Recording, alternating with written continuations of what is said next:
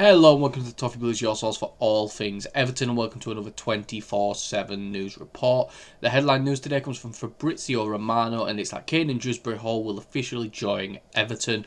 The fee is worth £25 million plus add-ons to take it up to £28 or £29 million in total. The summer interest for Dewsbury-Hall, because we were very interested in January and linked to him quite a lot back then, but the interest first came around 3 days ago from Paul Joyce. The Athletic also reported it. But it looks like things are about to be done now, and hopefully things are going to be confirmed by the club soon.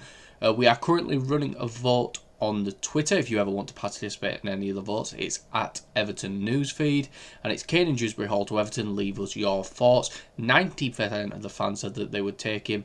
7% of the fans said that they would, they're unsure, and the final 3% said that they would not. And that's currently from 3,610 votes. So thank you to everyone that has voted so far. Dewsbury-Hall, I think it'd be a really good signing. I think it's really good overall. I think he's definitely at a level we need to fit into that 10 role. I understand we have Alcaraz, but he could also drop and play in James Garner's role. He's a very versatile player. Did pick up 12 goals and 14 assists in his last full season of playing league football in the Championship with Leicester, where I believe he did win the Championship Player of the Year as Leicester were promoted. Last season for Chelsea was difficult. He only got 265 minutes in the Prem, but was a key piece in Chelsea winning the Conference League, where I believe he scored 4 goals and 1 assist. His per 90 stats are through the roof. Like his non-penalty XG per 90 is in the top 1% of midfielders across Europe. But it's only a small sample size of around 1,000 minutes, so it's hard to really gauge. But he's still only 26, about to turn 27 in September, I believe. And I think he's a really good player. I think he's at the calibre of a Conference League or Europa League level midfielder, a team finishing around 5th Champions League now, so around 6th to 8th. I think he's that good. I think he could start for a team like Nottingham Forest, who are currently in a European competition. So I think this is really good. I think he's English too, which always helps. Decent age, in the pomp of his career in a sense. I think this is a really good deal. There will be a video on the channel that I'm doing going into a little bit more detail when he's officially announced. But I think Dewsbury-Hall's a really good player. I think he's someone who's going to be a key part in us doing well this season, and I think it's a really good bit of business. Now we're going to get into the Tyler Dibling saga of today, so don't mind me as I read all of this out. At Telegraph Ducker, who I believe, he works at the Telegraph, and I believe he covers Southampton, mentioned that there is hope an agreement for Southampton's Tyler Dibling could be reached soon. Then Alex Crook reported that Everton are now hopeful of completing a deal for Tyler Dibling in excess of £35 million. Then it was reported from Sky Sports News that Everton have had a £35 million bid plus £8 million in add-ons rejected.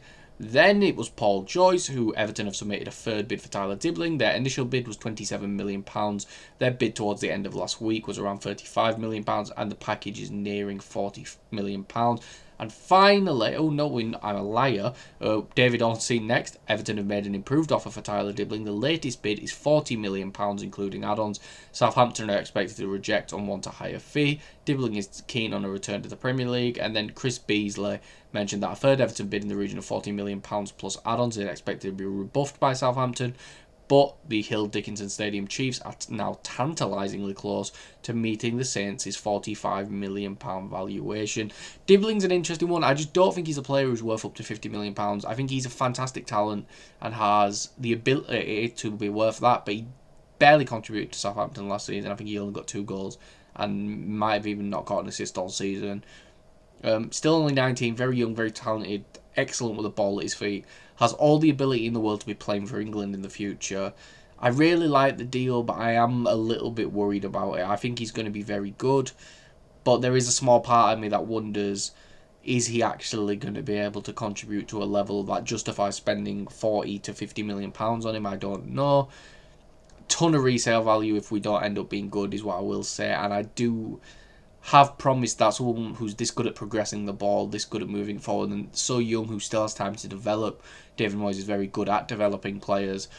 I'm talking myself more into it, but there is a little part of me that's worried.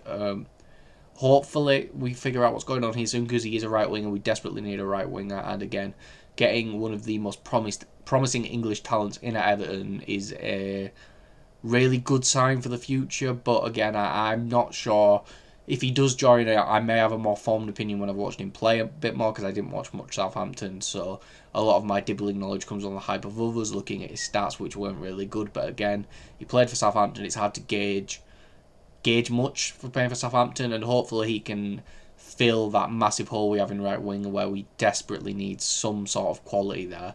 And I do think he has a lot of quality, but we'll have to see where things go from here. Marca reported that Everton have had a bid rejected for Almeria midfielder Dion Lope. Nice have also made a bid for the Senegalese international, which was also rejected. Almeria don't want to sell. Don't know all about him. Played in La Liga 2 last season. There's not really much data to go for about La Liga 2. I think he got 3 goals and an assist. It might be a bit more than that. I can't really offer much more about it, to be honest, because I don't know much about him. Hopefully he's a good player. Yeah, I don't really know what else to add here. Maybe hopefully if another report comes out about him, there's a little bit more detail about the player might come out on Twitter, a bit more of a statistical breakdown, which then I can offer you. But right now, really in the dark of the player, because there's just not much data available for the Spanish second division. And the last bit of news is that Everton and Leeds United are both interested in Leicester City fullback James Justin. According to Team Talk, he's available for £6 million. Lyon's Ainsley Maitland-Niles, formerly of Arsenal, is another one who's been looked at by Everton, but there is a host of interested clubs in the Premier League and across Europe. I've mentioned this. I think James Justin would be a good buy as a rotation option. Can play right back, can play left back, but I would be a little bit worried if he was our starting right back going into next season. I do think he's a good player. Really contributed. Wasn't as good for Leicester last season. Had a few good performances, but a few years ago he's really good for Leicester. Again, very versatile, decent delivery of the ball, works hard. I think he'd be a good player to bring in. And I mentioned Maitland-Niles before. I think he had a fantastic season at Lyon and would be a good signing due to his versatility as well. I think we need to be looking at players like this who are versatile in the sense that they can offer multiple positions. Just because our squad is so thin that if we're not going to add 6, 7, 8 players, then we need players who can cover multiple positions, who are really tactically flexible, like both Justin and Maitland-Niles are. So I think both of them would be a good signing. I honestly wouldn't mind us bringing both of them in, because I think it's just that level of versatility that I think we desperately need.